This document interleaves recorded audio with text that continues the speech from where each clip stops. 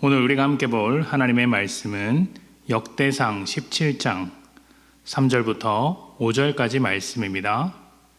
역대상 17장 3절부터 5절. 그 밤에 하나님의 말씀이 나단에게 임하여 이르시되 가서 내 종 다윗에게 말하기를 여호와의 말씀이 너는 내가 거할 집을 건축하지 말라. 내가 이스라엘을 애굽에서 올라오게 한 날부터 오늘까지 집에 있지 아니하고 오직 이 장막과 저 장막에 있으며 이 성막과 저 성막에 있었나니.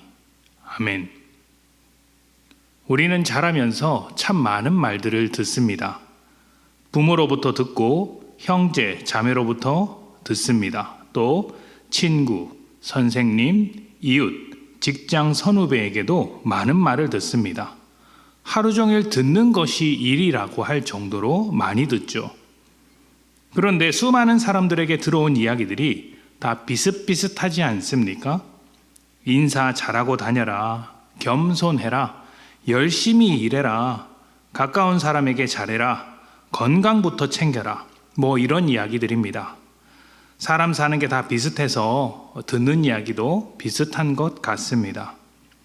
이렇게 비슷한 이야기를 듣는데 그 중에 하나가 집 나가면 고생이다 라는 말입니다. 집 나가면 왜 고생일까요? 집은 우리의 유일한 안식처이기 때문입니다. 다른 곳에서는 최소한의 격식을 차리고 조금 불편하게 있어야 합니다. 옷도 잘 입어야 하고 화장도 해야 하고 머리도 손질해야 하죠. 하지만 집에서만큼은 좀 풀어져서 편안하게 있을 수 있습니다. 옷도 아무렇게 입고 더우면 좀 벗을 수도 있고요. 화장이나 머리를 신경 쓰지도 않죠. 그렇게 해도 집안에 있다면 아무도 뭐라고 하지 않습니다. 게다가 다른 사람들에게 보여줄 수 없는 모습도 가족들에게는 보여줄 수 있습니다.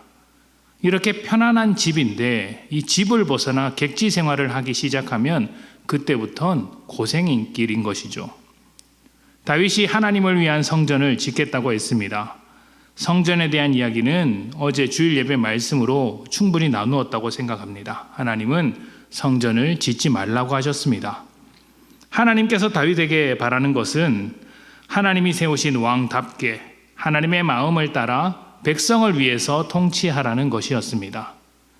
그런데 오늘은 이 말씀에서 하나님에 대한 이야기를 조금 더 해보려고 합니다. 하나님께서 성전을 짓지 말라고 하시면서 나는 집에 있지 않고 이리저리 장막을 타고 돌아다녔다라고 말씀하십니다. 하나님은 이스라엘이 광야 생활할 때부터 장막을 짓도록 했습니다. 장막 안에는 언약궤가 있죠. 언약궤는 하나님이 앉으시는 보좌라고 부르기도 하는데 하나님의 임재를 상징하는 것이었습니다. 이러한 장막의 특징은 언제든지 이동할 수 있다는 것입니다. 특히 이스라엘이 광야를 지나갈 때 장막은 지파의 중심에서 함께 이동합니다. 사람들은 광야를 지나가는 동안 하나님께서 그들과 함께 하고 있음을 그 장막을 통해서 시각적으로 확인할 수 있었던 것이죠. 게다가 하나님은 사사들에게도 집을 만들라 하지 않으셨고 장막으로 이리저리 다니셨다고 합니다. 사사들이 등장했을 때는 가나안에서 정착했을 때입니다. 정착하면 집을 지을만 하죠. 그런데 하나님은 장막으로 이리저리 다니셨다고 합니다. 이것은 흩어진 이스라엘 지파의 삶 속으로 하나님이 직접 찾아가신다는 의미입니다. 하나님은 우리가 찾아올 때까지 기다리시는 분이 아닙니다. 집이 따로 있어서 그곳에 가야만 만날 수 있는 분도 아닙니다. 하나님은 우리 인생에 찾아오셔서 개입하시는 분이십니다. 찾아오셔서 말씀하시고 우리와 씨름하시고 다투기도 하시며 가르치시고 울기도 하십니다. 웃기도 하시죠. 우리와 함께 살아가는 것입니다. 여러분, 집 나가면 고생이라고 하지 않았습니까? 그렇다면 집이 없으면 어떻습니까? 더 고생인 것 아닙니까? 이런 표현은 어색하겠지만 하나님께서 집에 계시고 사람들이 찾아오도록 해도 큰 문제는 없을 것입니다. 우리가 교회에 와서 예배드리며 주님의 임재를 기다립니다 말하는 것처럼 하나님께서 집에만 계시면서 우리더러 오라고 해도 큰 문제는 없습니다. 만약 하나님께서 그것을 원하셨다면 하나님의 성전은 반드시 지어야 하는 것이죠.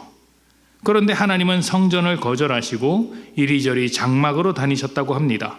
온 세상이 하나님의 집이라고 하시면서 떠돌아다닌다고 말씀하십니다. 무슨 말씀일까요? 머물지 않고 우리 인생 가운데, 흩어진 우리 인생 가운데 찾아오셔서 만나주시겠다는 것이죠. 하나님은 우리에게 찾아오시는 수고를 마다하지 않습니다. 하나님은 고생하기로 작정하셨습니다.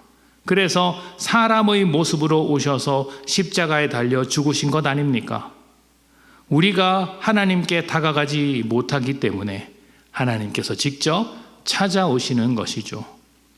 우리 인생에 찾아오시는 하나님이라면 여러분, 지금 당장 여러분의 눈앞에 있는 문제를 두려워하겠습니까? 눈앞에 있는 문제에 매달리게 되면 아주 가깝게 찾아오신 하나님을 잊어버릴 때가 있습니다. 하나님은 우리에게 찾아오시고 말씀하시고 함께 하시는 분이십니다. 오늘도 아주 가까이 계신 하나님과 동행하며 복된 삶 되시기를 축복합니다. 함께 기도합시다.